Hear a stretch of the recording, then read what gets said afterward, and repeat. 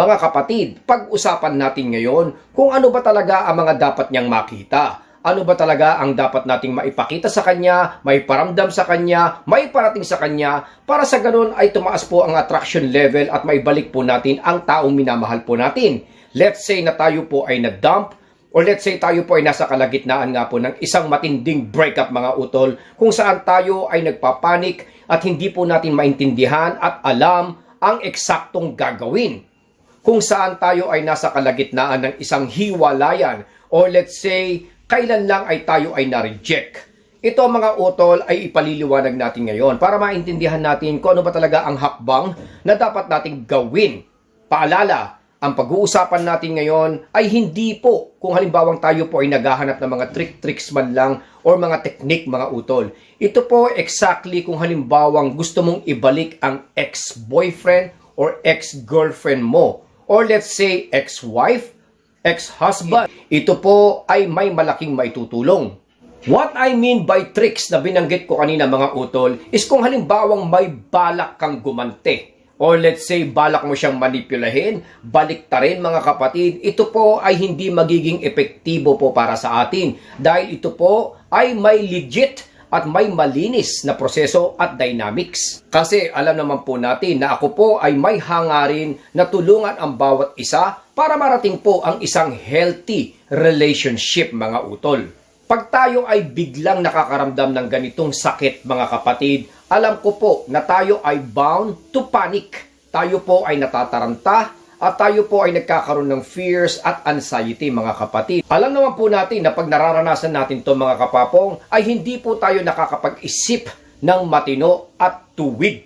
Sa sitwasyon na na-experience natin ngayon mga kapatid, alam kong magulo at uncertain ang mga bagay-bagay. Pero isa po sa mga sigurado po tayo na tayo po at ang ex natin or yung taong nag-reject sa atin mga utol ay somehow nakakaranas po ng kalungkutan. Pag-usapan na natin kung anong dapat niyang makita in order for things to get better at magkaroon po tayo ng malaking pag-asa po na maibalik po ang ex natin, or let's say magkaroon nga po siya ng self-doubt and later on siya po ay ma-attract din po sa atin in the future. Number one po dyan mga utol, pag tayo po ay nakaranas nito, unang-una, syempre, do not ever panic. Kailangan po natin ng focus at kailangan po natin ng self-control. Hindi po natin magagawa ito mga kapatid ay masesense po niya na hindi po natin kayang i-control or hindi po tayo capable na i-handle po ang ganitong klaseng problema. Panicking every time mga kapatid ay nire-remind natin because it slowly pushes yung ating ex-girlfriend or ex-boyfriend, wife man to or husband man to, kahit sino pa to mga utol, ang taong mahal natin ay sadyang lalayo at lalayo at lalayo pag siya po ay nakakaramdam na ikaw ay nagpapanik at hindi mo po makontrol ang iyong sarili. Second, wag na wag po tayong hahabol mga utol. Ito po ay lagi natin binabanggit kasi sometimes tayo ay gumagawa ng mga paraan. We thought ito ay mga ways to prove to him or her na mahal natin siya. But actually, kung tayo po ay tatayo sa kalagayan niya mga utol, ang dating po natin ay pinupush natin siya. Ang dating po sa kanya mga kapatid ay binabaluktot niyo po yung naging desisyon. Trying to pressure him or her, yan po ang mga nararamdaman niya. Kung tayo po ay gagawa ng way to get him or her back at an early stage. Kasi po, if you act desperate at miserable po sa harapan po niya habang kayo po ay nasa kalagitnaan ng breakup, siya po ay magkakaroon ng less and less at tuluyan na pong mawawala ang attraction po niya sa atin. Slowly, ang respeto, attraction level, trust, respect, lahat po yan ay bababa ng bababa. Until such time na dumating po yung point na kaya kanya na pong itapon.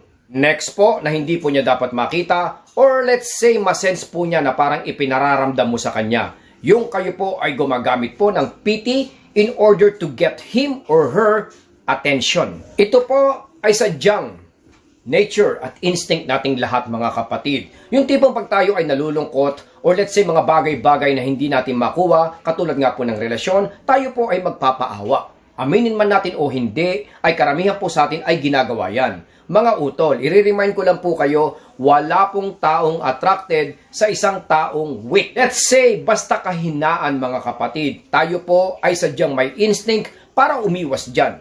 Kaya nga po sabi ko, hindi po ito kanais-nais at hindi po niya dapat maramdaman or makita sa atin. Another thing mga utol na hindi po niya dapat makita is parang pinatutunayan mo pa ng todo-todo more than sa nangyayari kung gaano mo siya kamahal.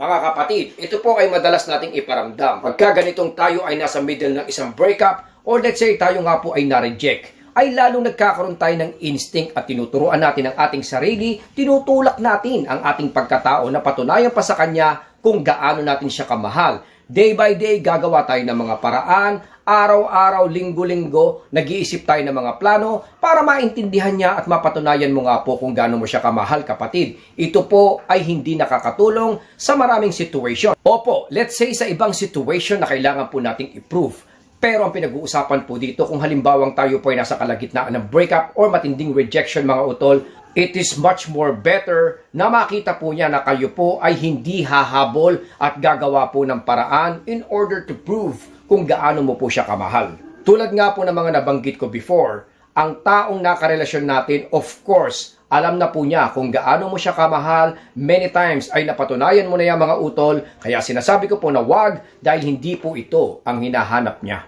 Kaya sinasabi ko po mga kapatid dahil hindi po ito ang hinihintay niya. Hindi po ito ang gusto niyang makita.